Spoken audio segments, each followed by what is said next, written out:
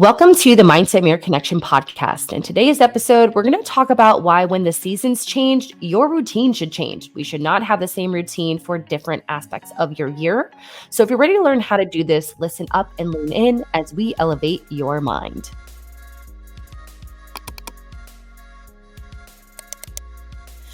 Seasons change. I feel like what's that?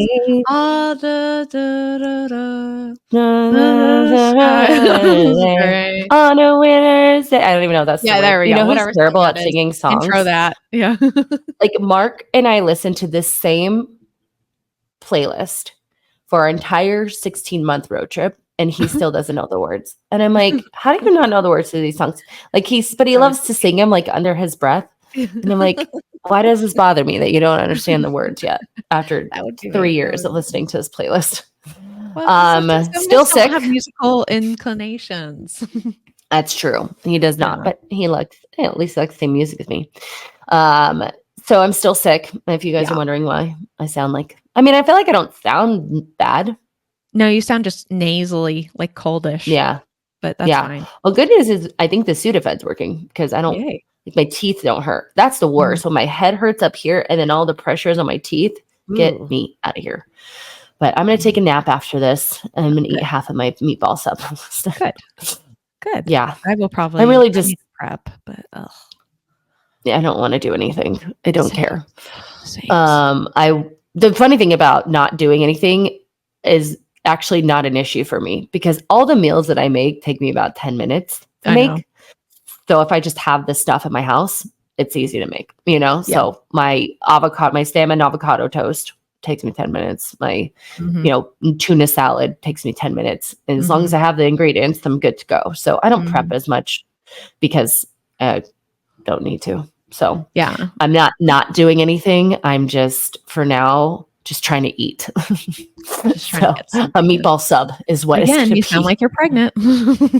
I know, exactly. Uterus, I feel like so Mind Pump, as you guys know, are friends of our podcast. The Mindset of Matter has been featured on their podcast a handful of times now. If you guys want to listen to the episodes that we have been featured on Mind Pump, if you don't know what a Mind Pump is, they are actually one of the leading podcasts in health and wellness. It's four guys, Sal, Adam, Justin, and Doug.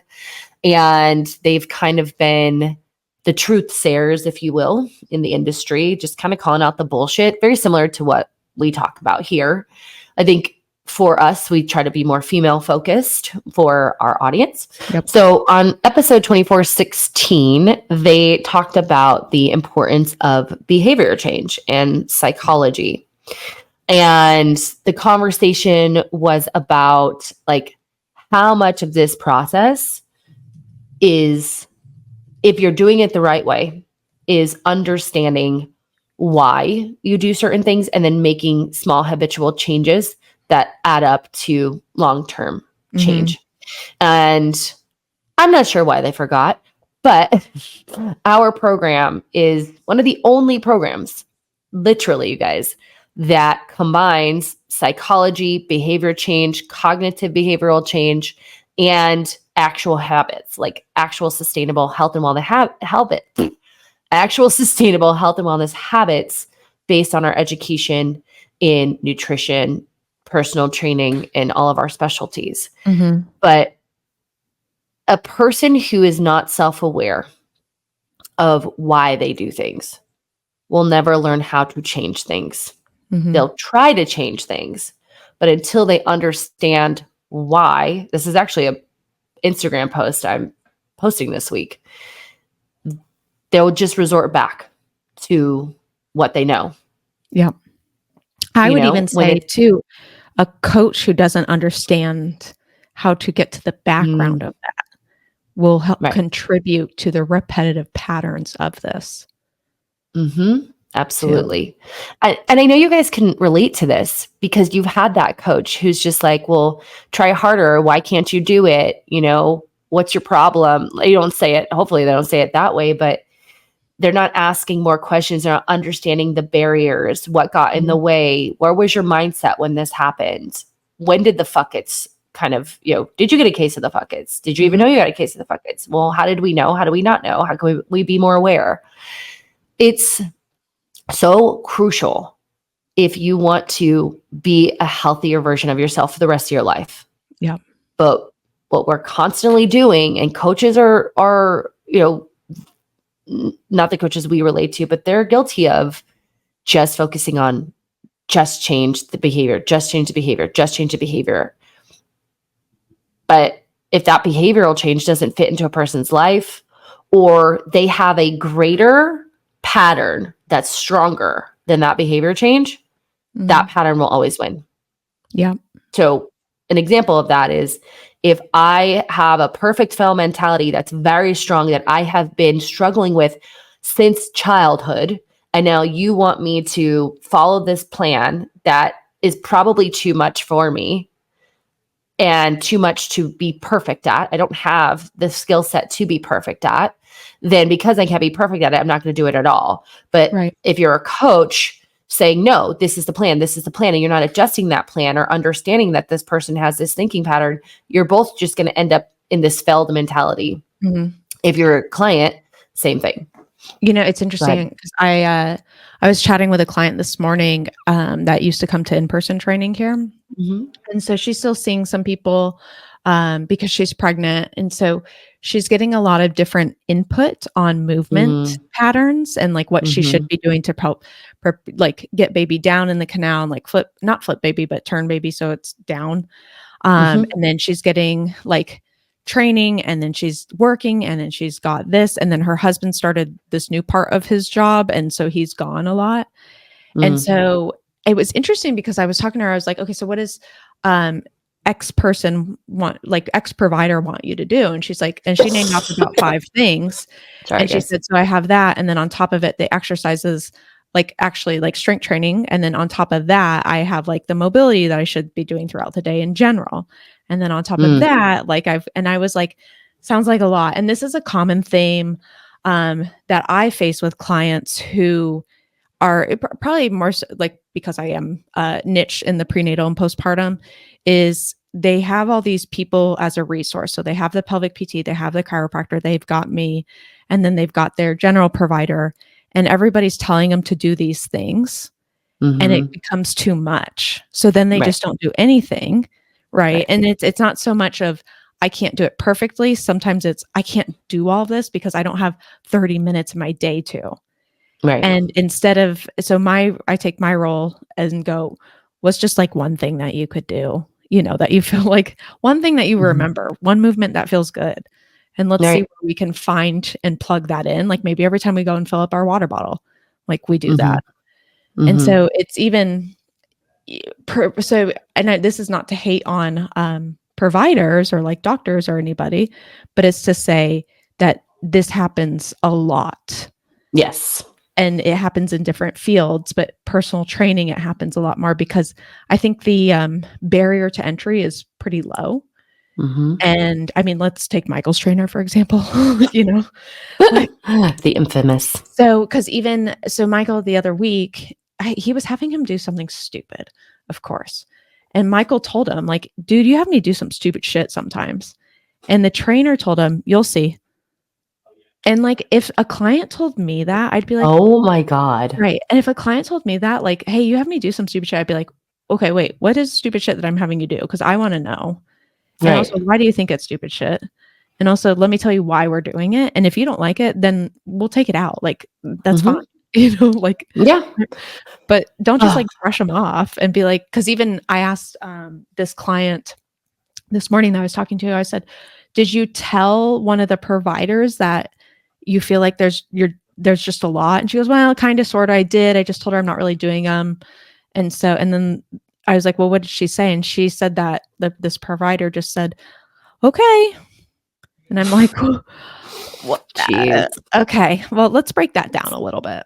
That kind of passive aggressive answer. Yeah, like, okay, well, I mean, you probably should. And it's like, but she's not. And so she feels incredibly guilty that she's not. Because she also has concerns like that baby's not going to be in the right position. She's going to have to go through this thing that she already went through. That was, I don't want to say traumatic, but was, traumatic. And I'm like, well, okay, we need to kind of talk about this then. So.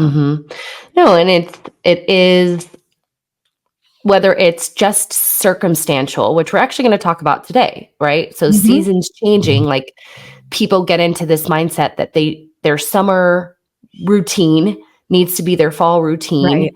And that's not true. Like circumstances will change. You know, even just the amount of information you get in will change. And so you have to decide what works for me. But then also we have to look even deeper than that at what is my default? Am I someone who's people pleasing and trying to do all these things for all these providers, and it's at the expense of myself? Well, let's look at that, right? Yes. And just say, I people please this weekend. I went out this weekend because of people. I know that. And now I feel like shit. And I'm like, why did you do that? You know, because I teach this every day. I teach rest, recovery, and setting boundaries. But I'm just like, it's my niece's 21st birthday. I rarely get to see her. She doesn't go out very much because of her own health issues. Yeah. You know, and so, and then this kind of traditional thing that we do for football, I people please, and I recognized it, and I'm sitting here today regretting it. So we don't know if we can not regret, doing things at the expense of ourselves. That's going to be helpful. But all of this comes back down to is understanding you and being aware. You have to have self-awareness. You can't change something if you don't know what you need to change. I got a question for you. And this is probably more of a psychology question. So what would you say to the client that would be like, well, I need that coach that's just going to push me. Like I need them to just be like Army drill sergeant. And that's how I'm successful. That tells me that I'd have to know a little bit more about the person.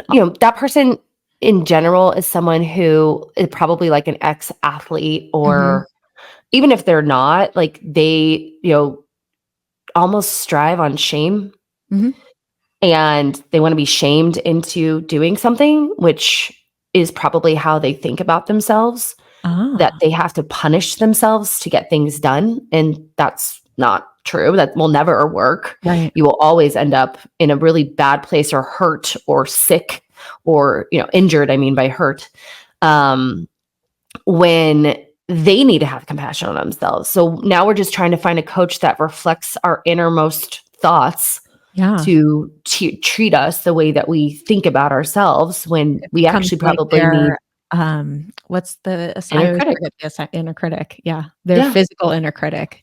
Yeah. The coach becomes that because they think that that's how we're going to do it, when that doesn't work for you, because if it did, you wouldn't need the coach in the first place, because you would be doing it yourself. But you probably need to have a little bit more compassion and rest and empathy and understanding, because you can't hate yourself into change.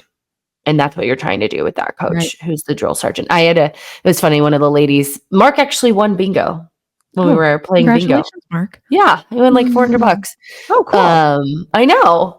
And the lady came over to, it was one of the last ones before everyone left. So she came over and she was telling us, because there was 2 Marks, one before him and then him. It's like, Mark with the muscles, and I was like, yeah, I'm his trainer. And she's like, oh, I've lost all this weight. I just started walking and I stopped smoking and da-da-da. And I was like, that's great. And she's like, my daughter's actually a personal trainer and she kills me every time. And I'm like, no. She goes, she's literally trying to kill me. I'm like, that's not what you need to be doing. I'm like, she goes, yeah, exactly. I'm twice her age. I'm like, yeah, I know. I understand. I'm like, you should just be.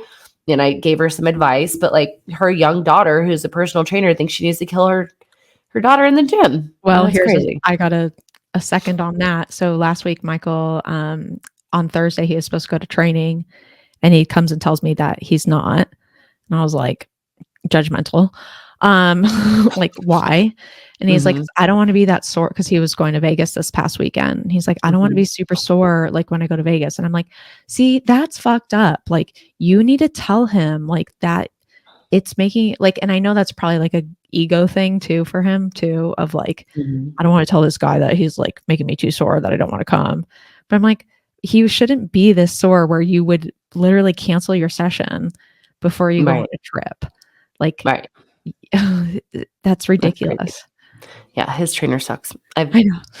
Literally everything in me to not send them these episodes. Trust me, it's taking me everything in me to not sign up at the gym and then go and fake hire somebody and make sure it's him and then completely just kick his ass. Him. I'll be like, where did you get your training certifications from? Or just like, where did you get your experience from? Or like, how is this working for you? Like, yeah, idiot. Okay. I didn't think that was still. Yeah. So long story short, they're correct. You know, the psychology behind changing your health, we have to look at what is keeping us from doing that. What has historically kept us from doing that, changing that first, and then being able to create new small habitual changes that allow for long-term success. So just wanted to share that. I know you guys know that, but if someone that you know struggle, they're just constantly on that yo-yo, constantly losing and gaining the same weight. And I won't lie, like I have some clients that I've worked with for some time, and I'm thinking about one particularly. We got her to her wedding. She had great weight loss, and then she just let go. And even as her coach, I was like, hey, you're doing that thing again. But she literally was like, I don't care. Yeah. And so now she's back in a not as bad of a place as she has in the past. So there's progress. Change, progress, right? And it just reminds me too that even with progress, you know, we can get to a place that's good. Why don't we get to a place that's great for you? And so for her, she's like, I'm starting to feel uncomfortable in my scrubs. I'm starting to And I said, okay, we need to look at what happened. What were the blind spots? And we need to fix those. So now we're coming back to it. But even that, you know, oftentimes it takes a while. I agree. Well, and I was just going to equate it to like, was like a traumatic thing that happened to you. And it could be a big T or little T trauma. It's not like you go to therapy and talk it out and you're like, oh, okay, got it. And then you go out in the world and you're fine. It's like that processing in that time, and then nothing happens and you think, oh, okay, I'm good. And then something happens and it brings that emotional response back up. And absolutely. Yes. And that's why you have like coaching programs like ours of to say, oh shit, like this happened and it's been and you have the relationship with the coach, fortunately, that goes a lot deeper than I would say surface level, right? Because our relationships with our clients are borderline inappropriate. Like codependent. Yeah. When I feel your feelings. Yeah. When I feel your feelings, or when I hate your mom just as much as you should, that's where we're at. You've been working so in depth with your coach for at least 4 months minimum. Then you have that open door where you can share it with them and not feel, because that's one thing I tell clients, like, you're going to feel so silly for texting me this, but I don't really care. I'm not thinking, oh my gosh, you're a silly goose for texting me how you hate your body today. Like, yeah. But it's like one of those things that the more you do it, the more you open that door for emotional change and emotional support. Okay, then we can digest it. We can stop suppressing it. And then we can walk through. Okay, maybe it doesn't happen again for another 6 months. Great.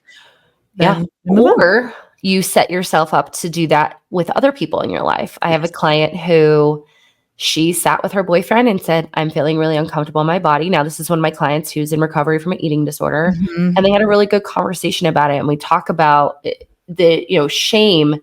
Brene Brown says that, and I'm going to read it to you guys real quick. If you put shame in a petri dish and cover it with judgment, silence, and secrecy, you've created a perfect environment for shame to grow until it makes its way into every corner and crevice of your life. If, on the other hand, you put shame in a petri dish and douse it with empathy, shame loses its power and begins to wither. Empathy creates a hostile environment for shame. An environment it can't survive in, because shame needs you to believe you're alone and it's just you. Yeah. So we create that environment to ask for help, and then they see that they got the help, and using their voice, they were able to meet the needs that they need to meet.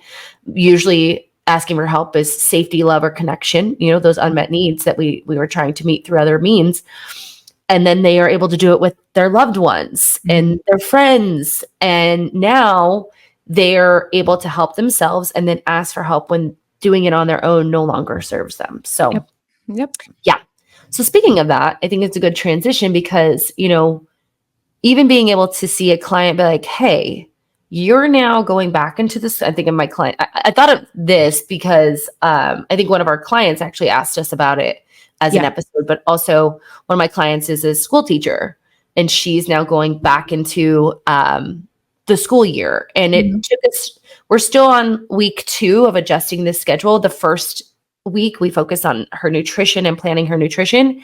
This second week, we're focusing on readjusting her exercise program because we had her 4 days a week at like a time crunch, when actually if we come down to 3, that gives her a little bit more wiggle room. And then we also had to say, okay, obviously during the week, if you give yourself 1 day to work out, Monday through Friday, really, and then save the other 2 for the weekends, that's probably more ideal for you. And so I think, with school coming back in, obviously in other areas of the world, fall is coming, not here. At some point. It's 116 What's that day. like? What's that like for you? Yeah, I know. That was the best thing about traveling. I'm like, leaves, color. sweaters. Yeah. Color. Yeah. Not fucking, well, it's green right now. Green, brown. That's all we get. Green and brown. But I think it's really important for people listening to know it's okay to change your plan, change your plan of attack. I'm in this phase right now. I think from being sick and probably overtraining before I left for my trip. Remember we talked that my sleep was getting all screwy? I think it was overtraining. Not overtraining. My training was too intense because I was doing more conditioning. So I've come down to a 3-day week strength training with the option to go to Core Power because I would like to go. Oh, nice. So that's my change for the fall. Plus, I'm not going to lie, like as a woman, I'm like, it's fucking fall.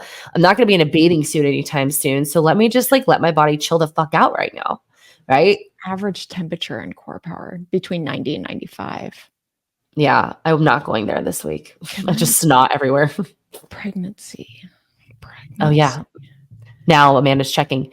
But why it's important is, seasonal changes are not just what they are. They have your availability with your time changes. Obviously, like I said, the weather, your family commitments change, travel, not traveling. It is actually a good time of year, you guys, for a lot of our clients to go into a cut right now.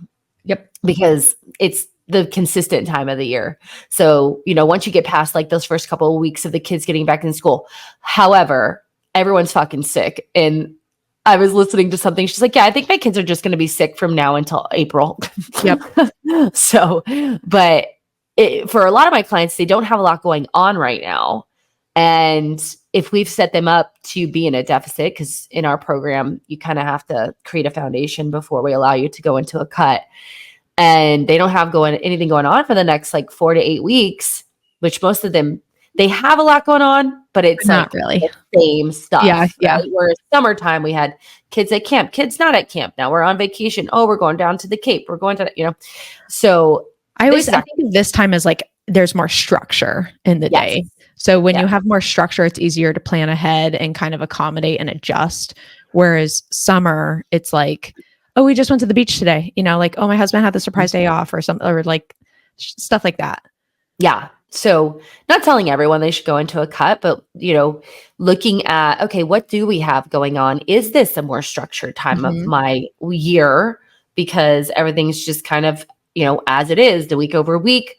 And I feel like not until the holiday season do kids have a lot more things going on, like concerts, plays, parties, and parents too. So this first time of the school year, and we might be wrong. Obviously, you're having a child. I don't have a child. But just based on our clientele and where they're at, this seems to be a really structured time.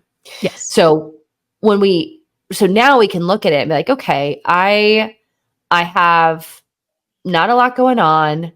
But also the weather is changing. So maybe, when during the summer, like here, you're not going to walk outside unless it's like super early in the morning, right? Mhm. So you're stuck walking on a treadmill or walking pad. So maybe it changes. Maybe now we're adding in some hiking, right? So Yep. thinking even just about like time structure, but how does the change in weather change your plan? Yes. So we could add in more hikes, instead of maybe walking on the treadmill, or we can, I don't know, maybe because our school year, like this client requires us to, she's at the school a long amount of time because she's also like a chair for her school, like her program.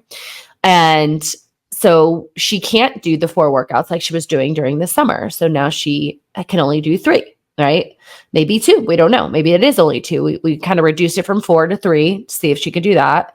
And then if we have to go 3 to 2, we can do that as well.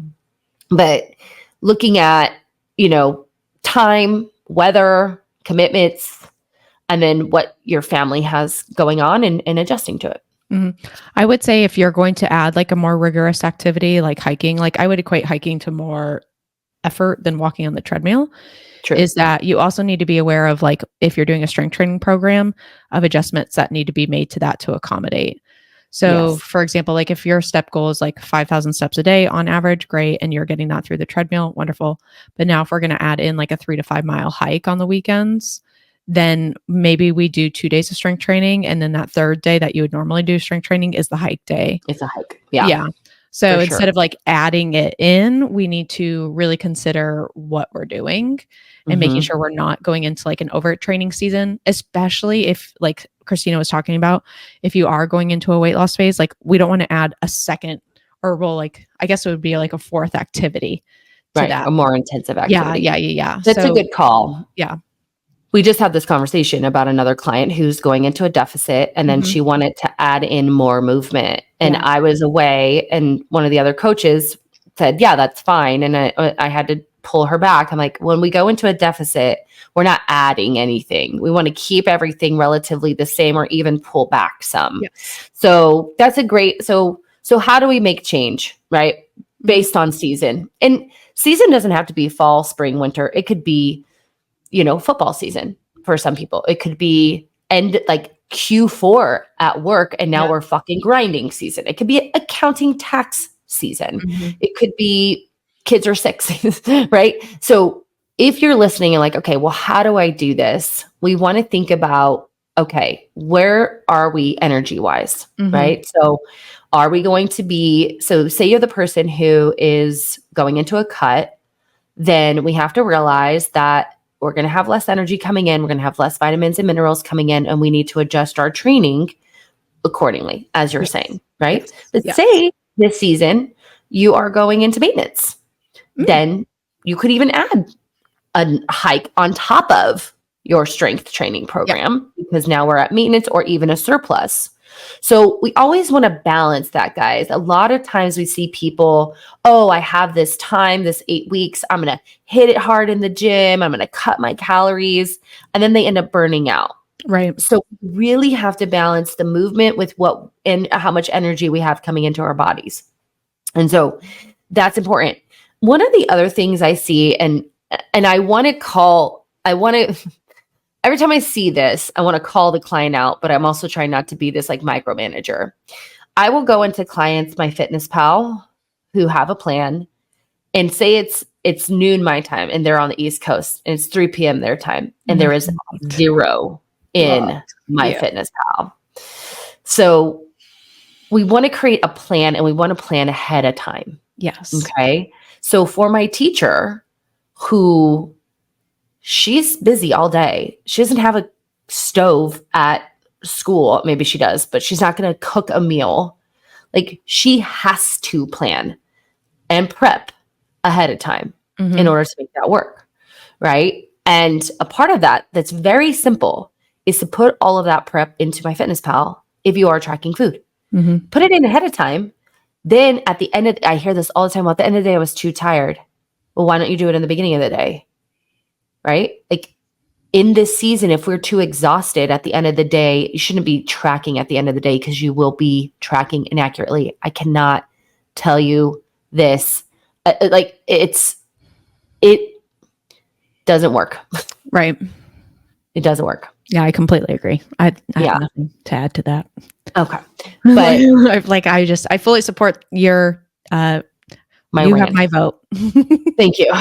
So we want to look at, okay, what is not only like, what is the season? What are our circumstances?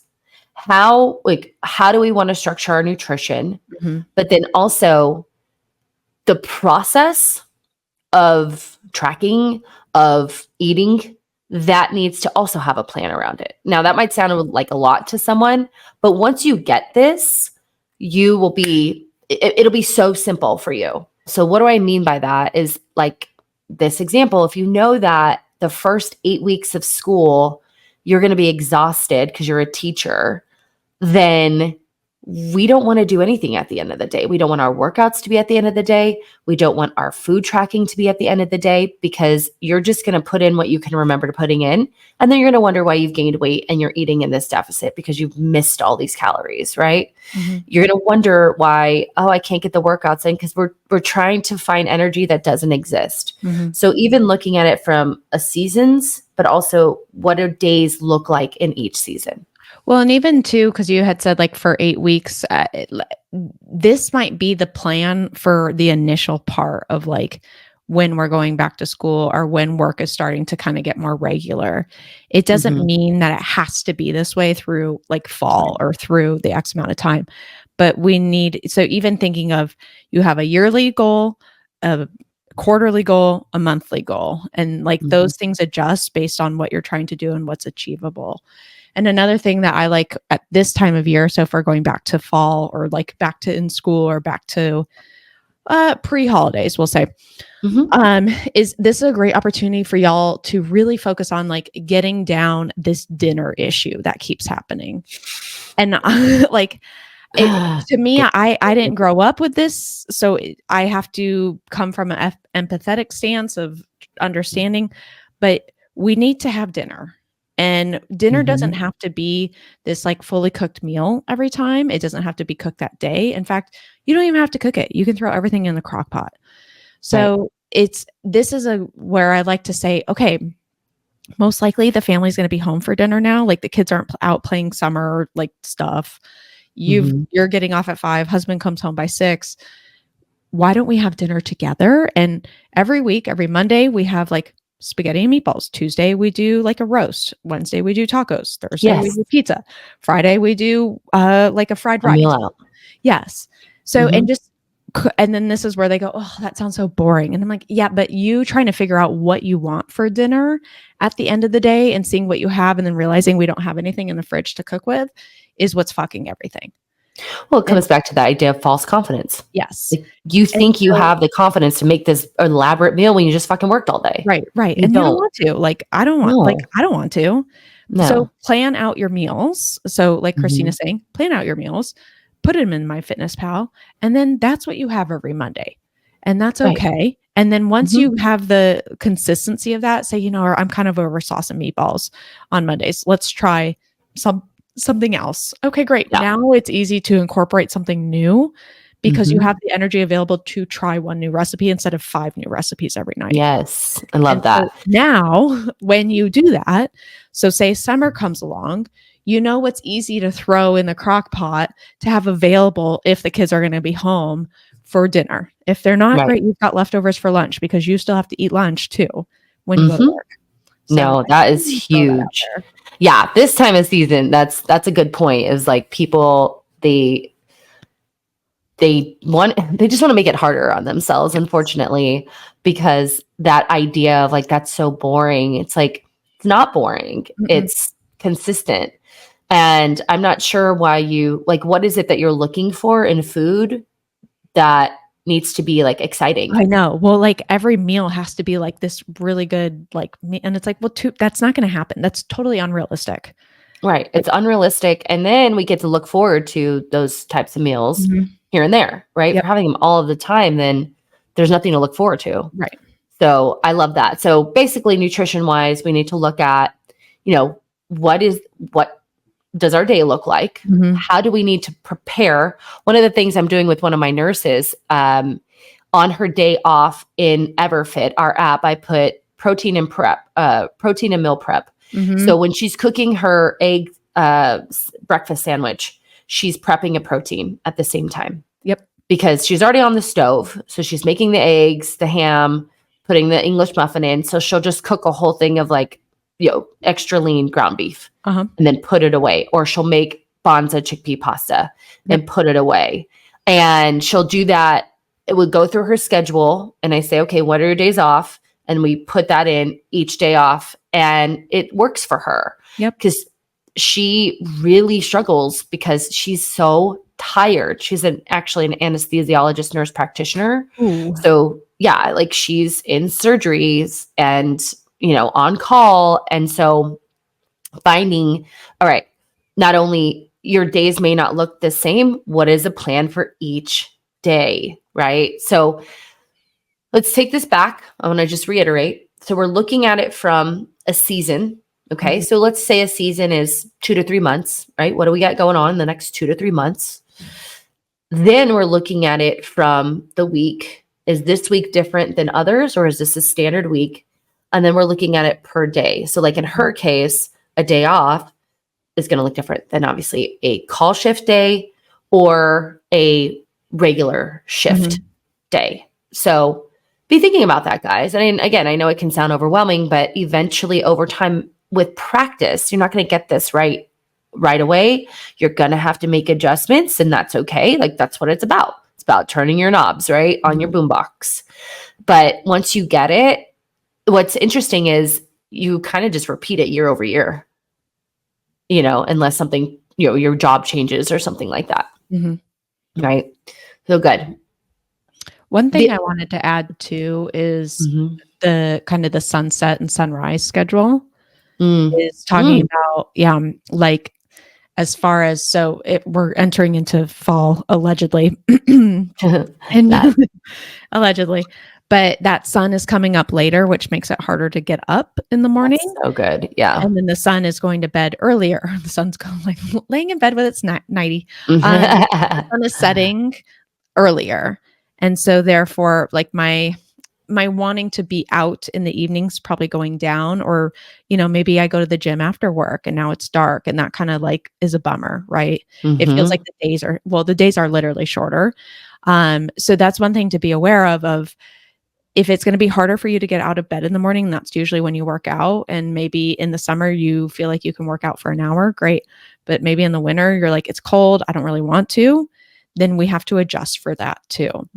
And with realistic expectations. So maybe instead of a 50-minute workout, we're doing like a 15 to 20-minute workout daily instead of a 50-minute times 3 times a week.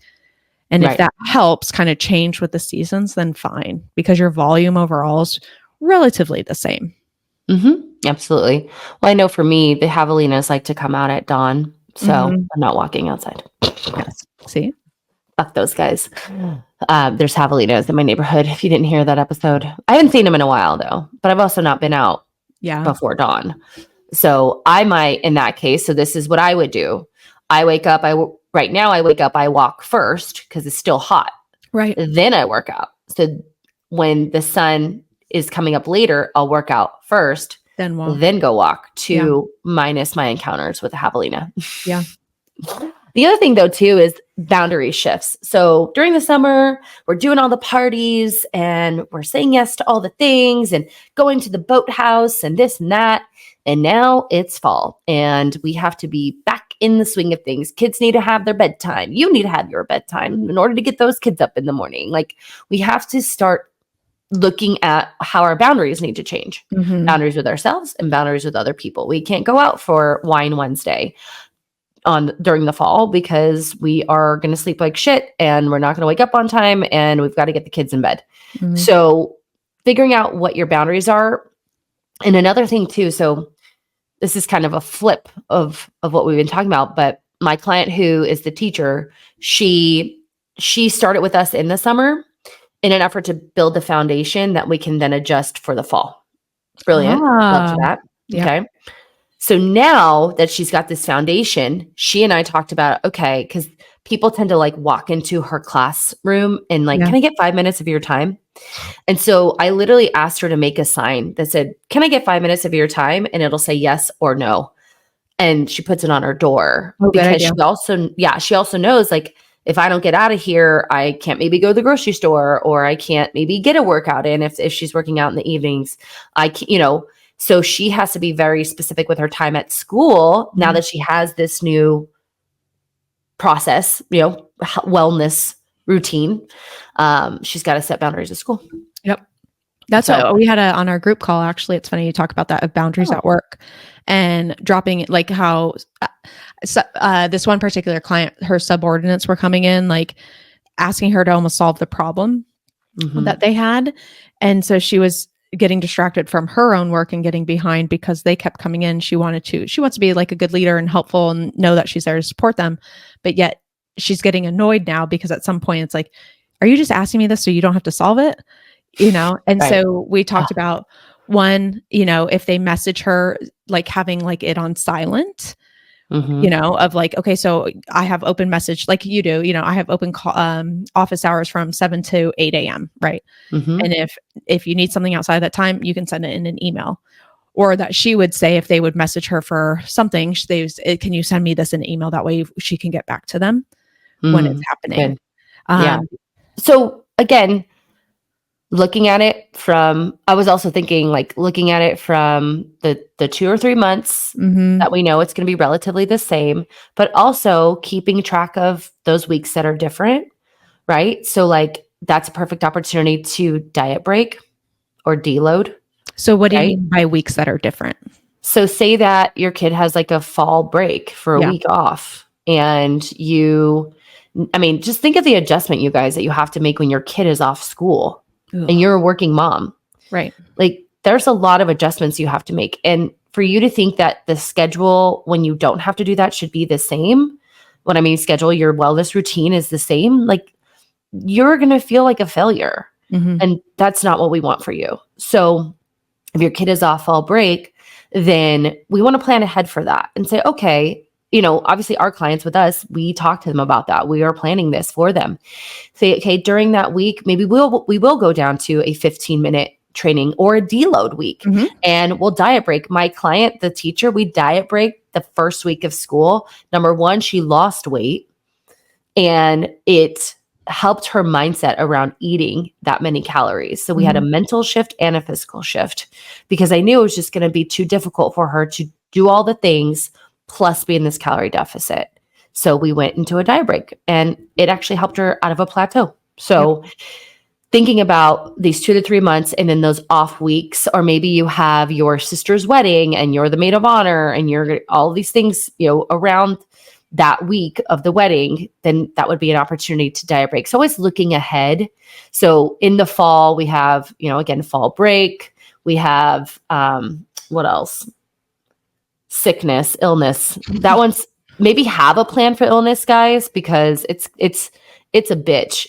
A lot of our clients are sick. Obviously, I'm sick right now. My cheeks are starting to hurt, so we're going to have to end this podcast soon. But have a plan for illness as well. Like when your kid is sick, rather than allowing it to be an excuse. I hate to say that word, because obviously we want you to take care of your child.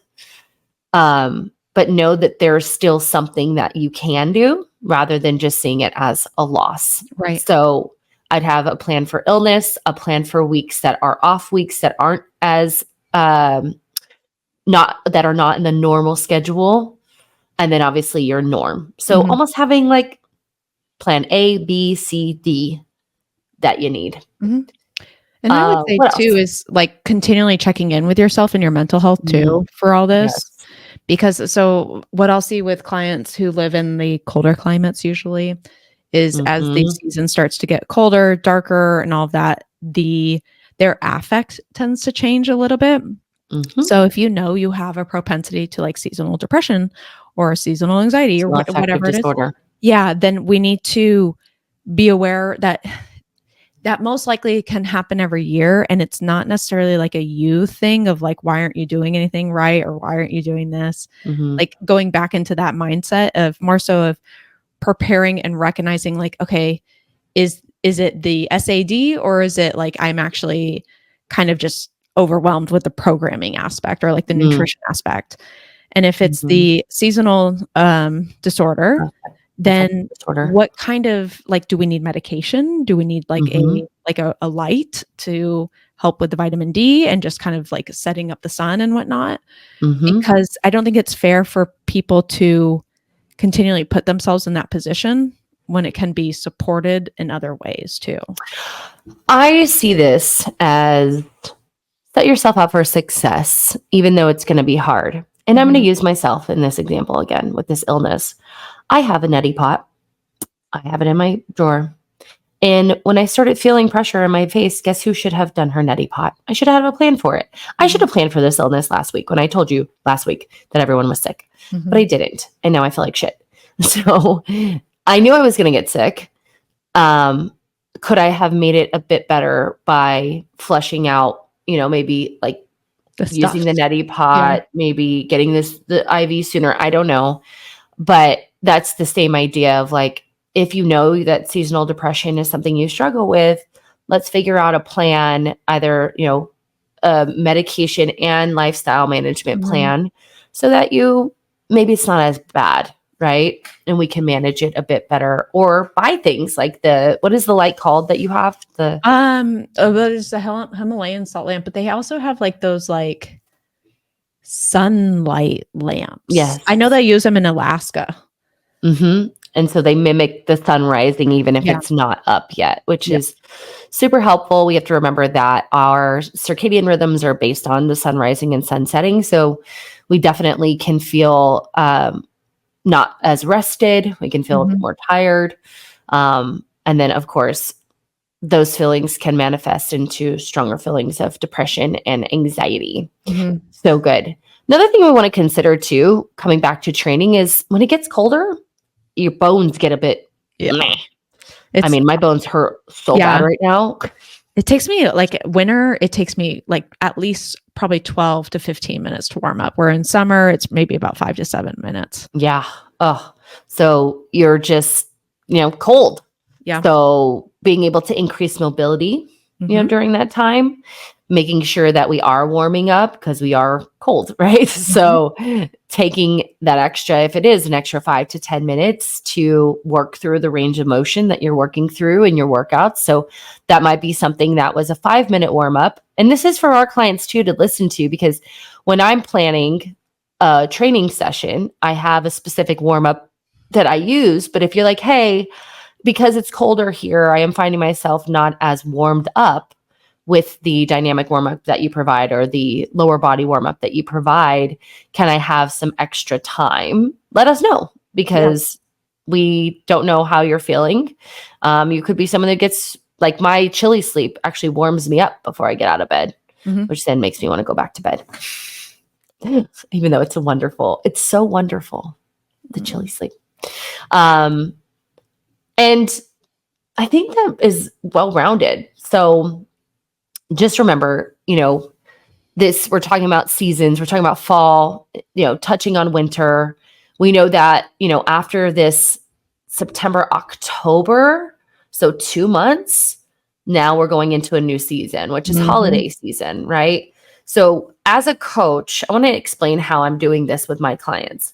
I'm planning them out for the year and where they're at in a deficit, maintenance, surplus, what their training looks like because of where they're at nutritionally, then looking at their particular circumstances, what trips we have, what work responsibilities we have, what kid responsibilities we have, and we're making a plan around those. Now, sometimes we miss something and they're like, oh my God, I'm going to Michigan this weekend. What do I do? And I'm like, don't worry. We'll be okay with our plan that we have, or we'll adjust it in this way. But I'm looking at the rest of the year. And most of the time, the reason why is once we go into winter and the holiday season, I'm trying to get them to maintenance by that time so they don't have to worry about being in a deficit during the holidays. Yes. The worst time to enter a deficit is during the holidays, in my opinion. Yeah. You will fail. Yes. You will fail. It becomes like a fuck it. And then I might as well. It's all the holidays.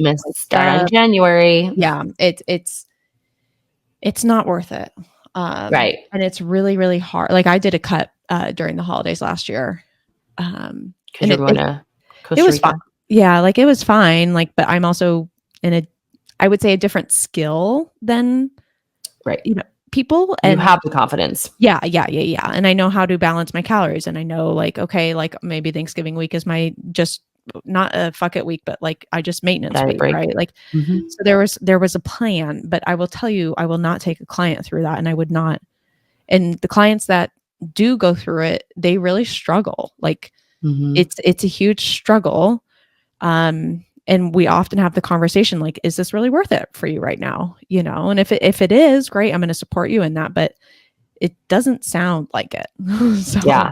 I had something happen over the weekend, and I did feel bad because I approached it poorly. I won't say poorly. We saw, and she said it, we are seeing this from a different perspective, where I have a client who told me that this was the perfect time to go into a deficit. She hasn't been in a deficit all year, I think.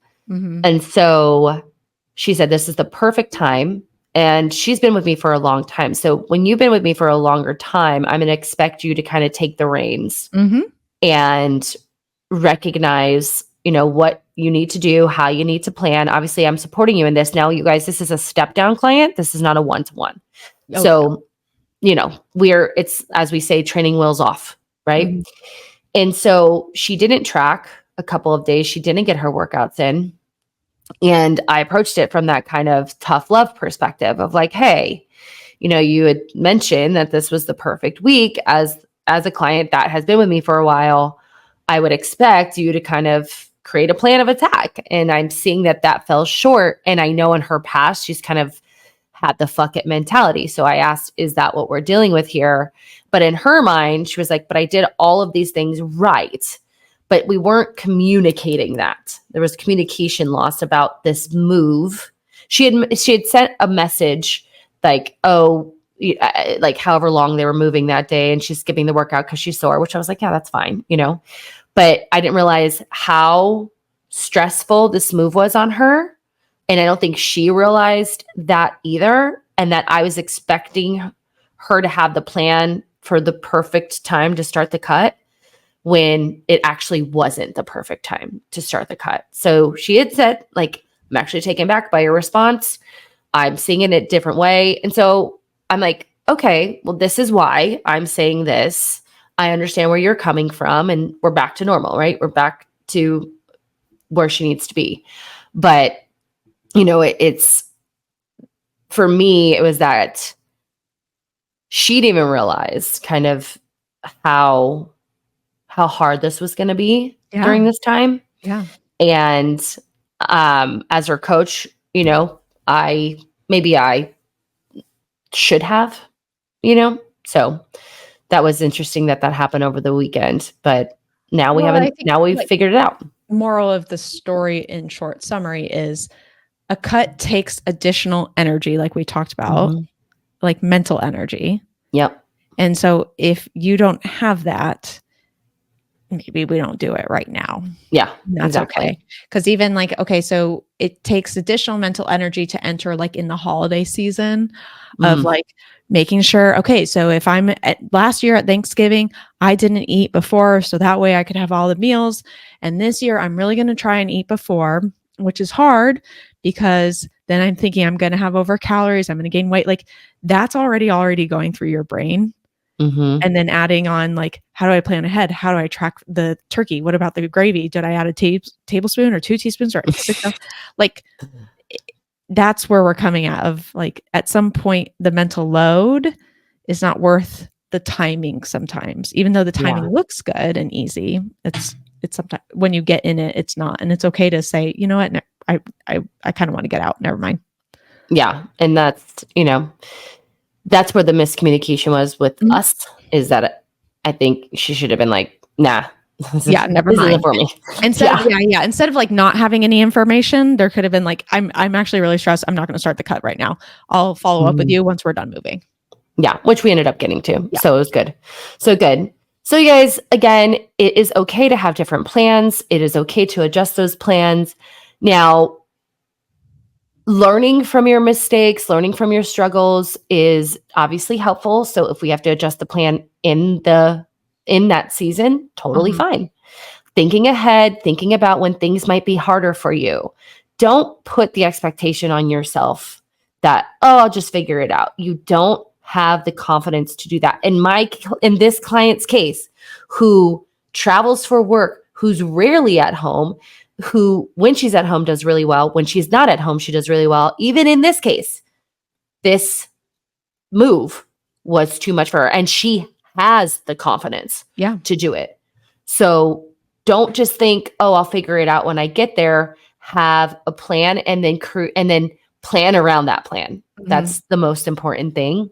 Look at what is possible, what will make the most sense for you physically and mentally, especially around cutting, right? So if you don't have a lot coming up, this is a good time to go into a deficit. If you have the foundation to do that, then reverse diet out of that to maintenance for the rest of the year. Once the holidays come, that would be ideal if you can do it. Now, I have clients right now who, like I said, it's Q4 and they're trying to hit their quotas for the year in sales. So their lives look a lot different than like the teacher who is getting back to her structured schedule. So for that client, their plan is going to look way different, way different. So it's okay. It's okay. And I want y'all to be okay with it and learn how to do it in a way that you can almost repeat year over year with making adjustments to whatever adjustments life has, provided you, if you will. Anything else? I don't think so. No. Cool. Well, if you guys love this information, we'd love for you to give this podcast a follow. I know we're kind of low energy because I'm sick and Amanda's pregnant with low iron. So normally we're like super exciting. But please give this podcast a follow on Apple Podcasts or Spotify. Please give us a review, 5-star review that helps the algorithm send us out to more people. And send it to people that you think would be beneficial. If you know someone who's really struggling in their season, say, hey, listen to these girls. They're going to help you not only physically, but mentally, creating realistic expectations for yourself and your self-care. If you'd like to follow us on Instagram, the team is at Mindset of Matter Coaching. You can find Coach Amanda at fitbyamanda.az. You will find the recordings of this on YouTube. Is it a recording? It is a recording. Yeah. On YouTube at The Mindset of Matter. And if you are interested in having someone to help you create these plans throughout the seasons, including the holiday season, please check out our Clarity Call link below to set up a phone call with our Zoom call, with one of us. And we will pair you with the coach that's going to best help you during the season of life and or seasons that we need to plan for. Other than that, if you don't care about anything and you're totally fine and you're just listening to this because you're bored, we want to leave you with one last thing. What you say in the mind, you see in the mirror. Goodbye.